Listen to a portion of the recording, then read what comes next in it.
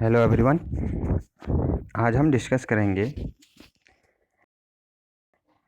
Unit 4 laminar and turbulent flow, जिसका कि हम लैमिनार और टर्बुलेंट फ्लो में उनमें डिफरेंस, उनकी डेफिनेशंस देख चुके हैं, रेनॉल्ड एक्सपेरिमेंट देख चुके हैं। अब आगे इसमें नेक्स्ट है डेरिवेशन है, इम्पॉर्टेंट डेरिवेशन है, loss of head due to friction in pipe. Loss of head, जब पाइप में लिक्विड फ्लो होता है, वाटर फ्लो होता है, तो उसमें एनर्जी लॉसेस होते हैं, फ्रिक्शन लॉसेस होते हैं, प्रेशर लॉसेस होते हैं, प्रेशर एनर्जी में लॉस होता है। तो फ्रिक्शन जो लॉस होता है वो होता है पाइप के मटेरियल की वजह से। जब वाटर उसमें फ्लो करेगा तो पाइप के मटेरियल से वो कहीं ना कहीं क्या करेगा, एनर्जी को लॉस करेगा, फ्रिक्शन होगा वहाँ पे। तो उसकी वजह से जो लॉसेस होते हैं उन्हें हम फ्रिक्शन लॉसेस कहते हैं। जब कोई लिक्विड किसी पाइप में फ्लो करता है तो उसकी जो वेलोसिटी होती है adjacent to the wall pipe के वॉल के, वो नियरली जीरो होती है। धीरे धीरे वो वेलोसिटी इंक्रीज होती है वॉल से और increasing from the wall, and thus velocity gradient and hence shear stress are produced in the whole liquid due to viscosity। क्योंकि विस्कोसिटी के कंसेप्ट की वजह से वहाँ पे वॉल से लेकर और लिक्विड तक वेलोसिटी धीरे धीरे इंक्रीज होती है। विस्कस एक्शन की वजह से वहाँ पे एनर्जी लॉसेस होते हैं जिन्हें हम फ्रिक्शनल लॉसेस कहते हैं।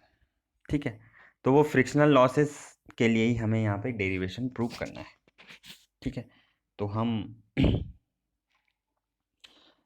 इसमें देखेंगे loss of head due to friction. यहाँ पे देखिए ये एक पाइप है जिसका डायमीटर डी है। इसमें हमने दो सेक्शन कंसीडर करे हैं, सेक्शन 1 एंड सेक्शन 2। ठीक है, इसके बीच जो पाइप की लेंथ हमने कंसीडर की है उसे एल लिया है, और सेक्शन 1 पे प्रेशर P1 है लिक्विड का, वाटर जो एंटर कर रहा है, वेलोसिटी V1 है। सेक्शन 2 पे प्रेशर P2 है, वहाँ पे वाटर की वेलोसिटी आउटसाइड होगी V2। ठीक है, आउटसाइड होगी वेलोसिटी V2। प्रेशर इसलिए नेगेटिव डायरेक्शन में होगा क्योंकि वहाँ का एयर प्रेशर वहाँ पे एक्ट करेगा, जो कि हम पहले भी 3D इक्वेशन वगैरह में देख चुके हैं कि अपोजिट डायरेक्शन में अपोजिट साइड से फ्रिक्शन अपोजिट डायरेक्शन में होगा। ठीक है, दूसरी चीज़ यहाँ पे F1 जो लिया हुआ मैंने, F1 है फ्रिक्शनल फोर्स या फ्रिक्शनल रेजिस्टेंस। किसका रेजिस्टेंस? जो पाइप के मटेरियल की वजह से प्रोड्यूस होगा। ठीक है, एल हो गया, डी हो गया, F dash frictional resistance per unit weighted area पर unit velocity. F dash, small F dash जो है ये फ्रिक्शनल रेजिस्टेंस है, किस वजह से? पर यूनिट वेटेड एरिया। वेटेड मतलब जो पाइप का जितना एरिया गीला है वेटेड है, पर यूनिट वेलोसिटी। और H F head loss due to friction है। ये हमने चीज़ें कंसिडर करी हैं। P2 V2 सेक्शन 2 के लिए है। ठीक है, जैसे P1 V1 है, तो हम अब क्या करेंगे, 1 और 2 सेक्शन के बीच हम लगाएंगे बर्नौली थ्योरम अप्लाई करेंगे। तो बर्नौली थ्योरम क्या होता है? P1 by rho g V1 square by 2G plus Z1 section 1 के लिए, P2 by rho g plus V2 square by 2G plus Z2 ये सेक्शन 2 पे, plus H F head loss भी होंगे। हेड लॉस को हमेशा हम आउटपुट में कंसिडर करते हैं दूसरी साइड में, तो एच एफ यहाँ पे कंसिडर करेंगे head loss due to friction. Condition देखो, Z1 Z2 इक्वल है, V1 V2 इक्वल है, तो उन वो ऊपर पुट करके हम कैंसिल हो जाएगा। बचा क्या? P1 by rho g is equal to P2 by rho g plus H F. तो यहाँ से एच एफ की वैल्यू निकल के आ जाएगी P1 by rho G minus P2 by rho G. यहाँ तक हमारी, या इस इक्वेशन को और सिंप्लीफाई करें तो P1 माइनस P2 और रो जी कॉमन है तो रो जी एच एफ, इक्वेशन 1 हम इसे कंसिडर करेंगे यहाँ पे। ठीक है, नेक्स्ट देखते हैं, इसमें आगे बढ़ते हैं। अब आगे बढ़ने से पहले हम एक चीज़ कंसिडर करेंगे यहाँ पे कि F1 क्या था? हमारा फ्रिक्शनल रेजिस्टेंस था। ठीक है, F1 क्या था? हमारा फ्रिक्शनल रेजिस्टेंस। ये फ्रिक्शनल रेजिस्टेंस क्या होगा, ये होगा frictional resistance per unit weighted area पर यूनिट वेलोसिटी जो एफ डैश था into wetted area. Wetted area क्या होगा यहाँ पे, पाई डी एल होगा। क्यों, क्योंकि सर्कुलर पाई है, सर्कल का एरिया क्या होता है पाई डी, और एल क्या है, वो एल लेंथ में टोटल क्या डिस्ट्रीब्यूट है, पूरा एरिया जितने में पानी वाटर उसके अंदर होगा। तो सर्कुलर एरिया कंसिडर करेंगे हम, क्योंकि पाइप का क्रॉस सेक्शन एरिया सर्कुलर होता है। तो इसलिए हम यहाँ पे pi D L total wetted perimeter ले रहे हैं, वेटेड एरिया ले रहे हैं। क्यों, क्योंकि पाई डी तो हो गया सर्कल का एरिया और पाइप की लेंथ के एल, तो टोटल एरिया क्या हो गया पाई डी एल, ठीक है, इनटू वेलोसिटी का स्क्वायर, वेटेड वेलोसिटी। तो ये हो गया F dash.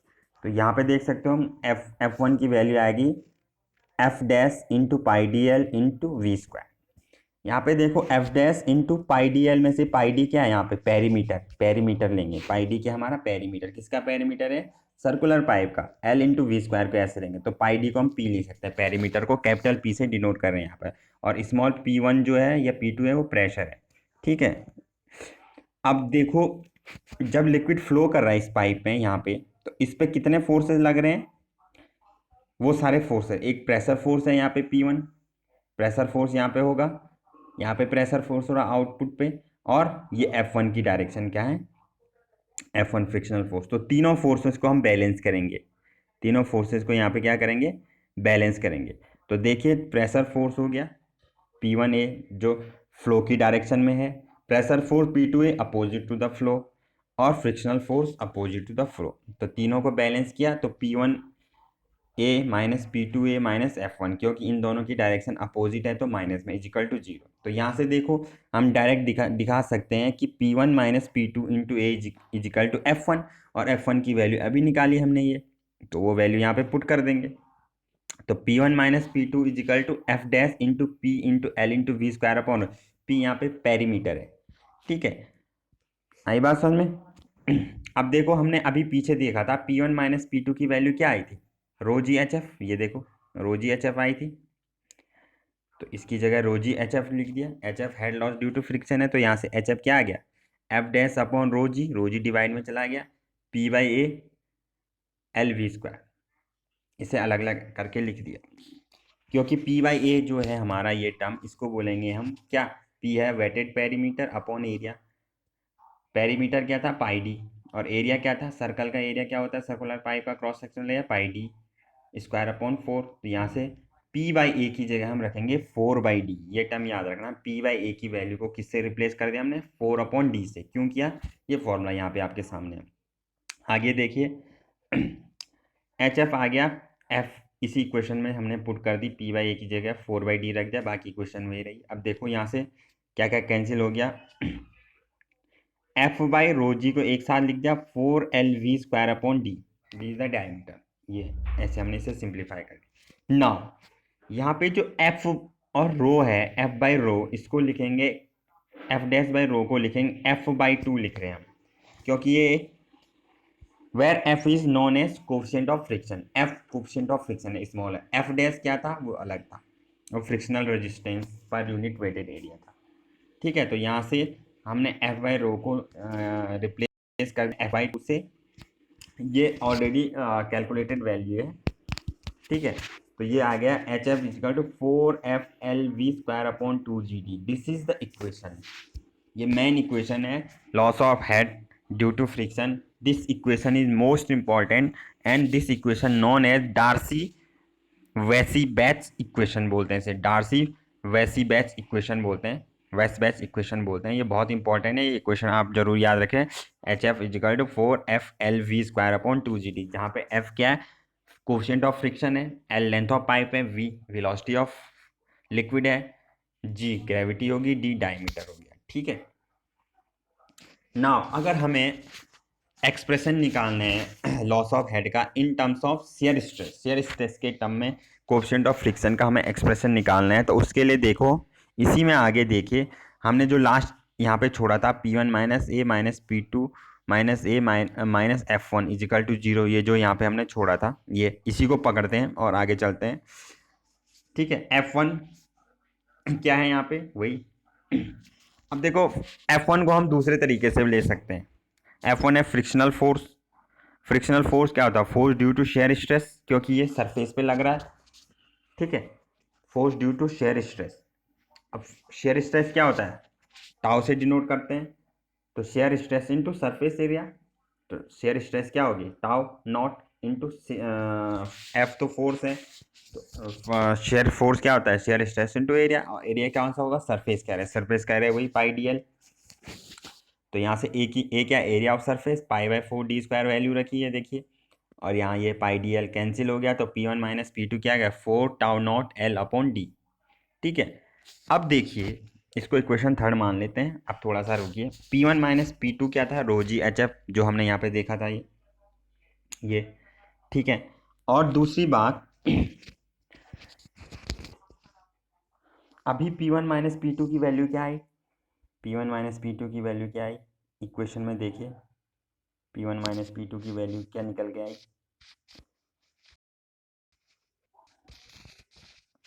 P1 minus P2 आया rho G H F. P1 minus P2 rho G H F की वैल्यू ये आई। अभी देखिए हेड लॉस वेच वेच इक्वेशन, डार्सी वेच वेच इक्वेशन से देखिए ये यहाँ पे जो निकल के आई, ये देखिए 4FL स्क्वायर अपॉन 2G। तो एच एफ की वो वैल्यू यहाँ पे पुट कर दी, ये देखिए, ठीक है। तो देखिए P1 माइनस P2 की ये वैल्यू यहाँ पे पुट करो इक्वेशन थर्ड से, ये रख दी। दोनों इक्वेशन को इक्वेशन थर्ड से वैल्यू पुट करी। अब देखो यहाँ से सारी वैल्यू पुट करने के बाद क्या बचा? Tau naught is equal to FV square rho g upon 2G। बाकी सारी चीज़ें कैंसिल होगी। FV स्क्वायर अपॉन 2G को अलग से ले लिया, रो जी अलग से ले लिया, जी से जी भी कैंसिल हो गया, F अलग हो गया, V square rho V square upon 2 tau naught is equal to, या F is equal to 2 tau naught rho V square, 2 tau naught rho V square. तो ये क्या आया? Expression for loss of head due to friction in terms of shear stress, where tau naught is shear stress, rho is the density of fluid, जो water है, v is the velocity of fluid। तो ये इस तरीके से हमने expression find कर दिया, किसके लिए? Head loss due to friction. इसमें डार्सी वेचबर्ग इक्वेशन बहुत इंपॉर्टेंट है, 4FLV स्क्वायर अपॉन 2GD, ठीक है। P बाई ए जो टर्म थी वेटेड पेरीमीटर अपॉन एरिया, और जो फ्रिक्शनल रेजिस्टेंस निकाला था हमने F1, उसकी वैल्यू वो भी बहुत इंपॉर्टेंट है। उसकी जो वैल्यू निकल के आई थी, frictional resistance per unit weighted area पर unit velocity into wetted area into velocity square, ये याद करने के लिए है। F1 की जो वैल्यू निकल के आई थी। बाकी F dash frictional resistance per unit weighted area पर यूनिट वेलोसिटी है, और F जो है स्मॉल f वो है कोएफिशिएंट ऑफ फ्रिक्शन। तो आपको मेन डेरिवेशन समझना है, और लास्ट जो डार्सी वेचबर्ग इक्वेशन है उसको लर्न करना है, वो इंपॉर्टेंट है, ठीक। Thank you very much.